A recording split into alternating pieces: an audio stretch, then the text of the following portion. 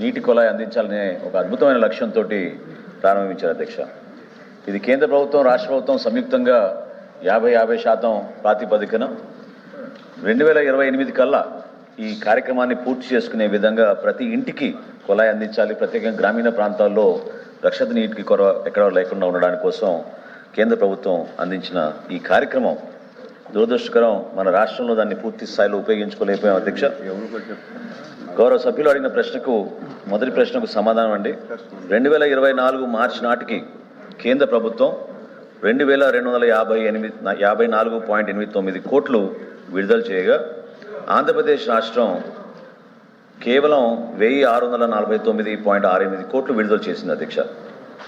ఈ మొత్తం 3904 కోట్లు కలుపుకుంటే ఈ కాలంలో ఖర్చు చేసిన మొత్తం 4002.78 కోట్ల అధ్యక్ష.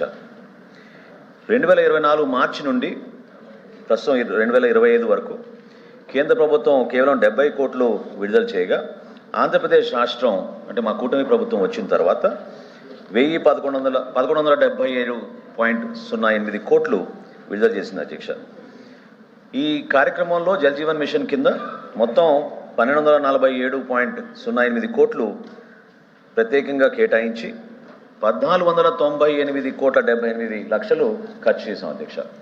ఇక్కడ దురదృష్టకరమైన విషయం ఏంటంటే అధ్యక్ష, కేంద్ర ప్రభుత్వం దాదాపు 2 లక్షల కోట్ల రూపాయలతోటి దేశవ్యాప్తంగా ఈ కార్యక్రమాన్ని ప్రారంభించి సపోర్ట్ చేయడానికి వాళ్ళు సిద్ధంగా ఉన్నా ఆంధ్రప్రదేశ్లో మాత్రం అన్యాయంగా గత పాలకులు 5 సంవత్సరాల్లో కేవలం 2800 కోట్ల రూపాయలే మనం ఉపయోగించుకోగలిగాం అధ్యక్ష. ఇది భారతదేశంతో పోల్చుకుంటే కేవలం 1.12% of 2,08,000 crores we could use అధ్యక్ష ఫర్ our స్టేట్.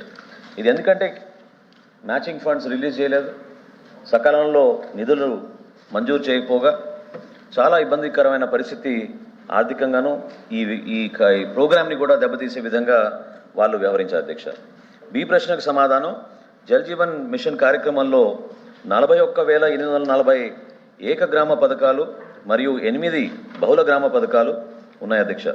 వీటికి ప్రాథమికంగా చేసిన అంచనాలు 26,823 కోట్ల రూపాయలు దీనికి ఖర్చు అవుతున్న అంచనా వేశారు అధ్యక్ష. ఈ 41,850 ఏకగ్రామ పథకాల్లో 26,440 పూర్తయ్యాయి అధ్యక్ష.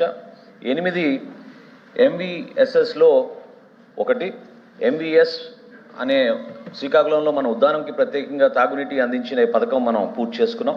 దీని ఖర్చు 4,162.95 కోట్ల అధ్యక్ష.